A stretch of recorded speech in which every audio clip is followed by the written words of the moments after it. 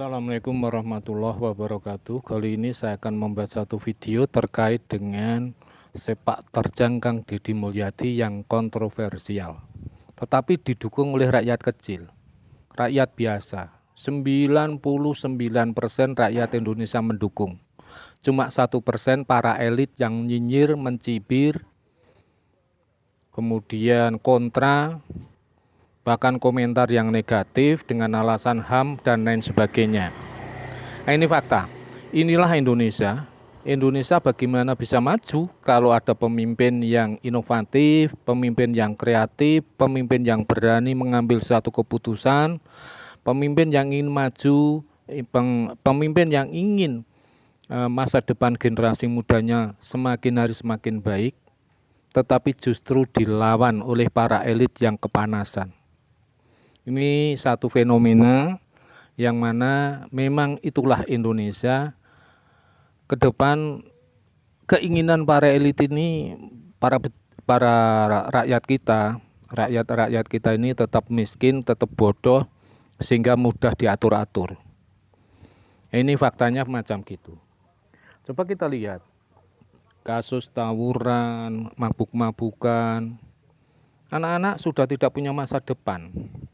Tetapi apa yang telah dilakukan para elit tidak menunjukkan satu solusi yang konkret. Dia hanya menyampaikan teori-teori, pidato-pidato yang sifatnya normatif, tetapi tidak bisa menyelesaikan persoalan. Ini fakta. Sedangkan Kang Deddy Mulyadi tampil dengan gagah berani mengambil suatu sikap dan tindakan yang konkret.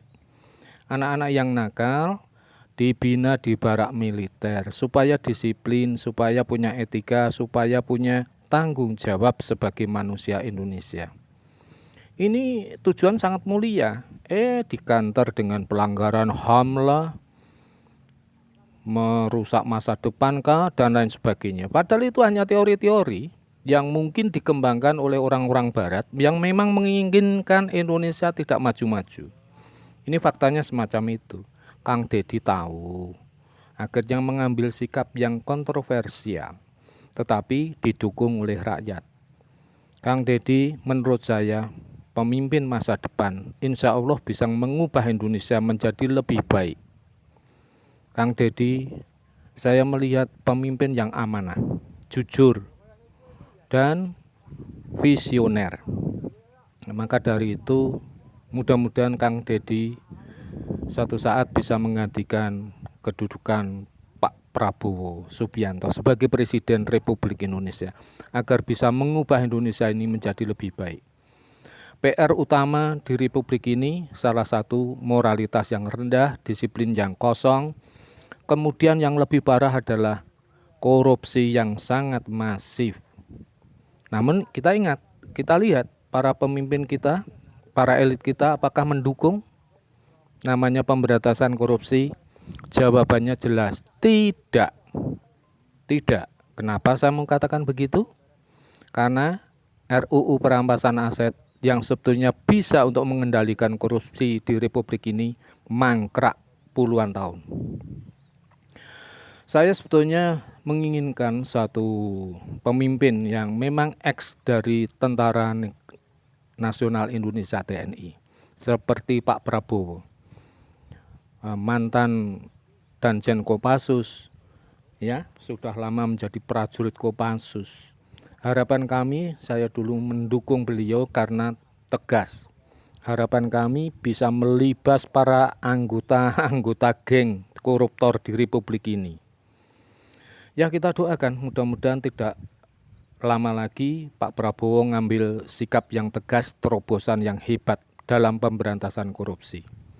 Kalau memang takut dengan HAM, ya hukum seumur hidup, rampas aset-asetnya, miskinkan para koruptor. Bagi kami itu sudah sangat cukup dan sudah memberikan efek jera bagi para koruptor. Saya yakin kalau dihukum kemudian penempatannya di pulau terpencil sana yang tidak bisa ditembus oleh siapapun misalnya, itu sangat sangat menakutkan bagi para koruptor. Mereka sudah miskin, kemudian dihukum seumur hidup, itu akan menjadi shock terapi yang luar biasa.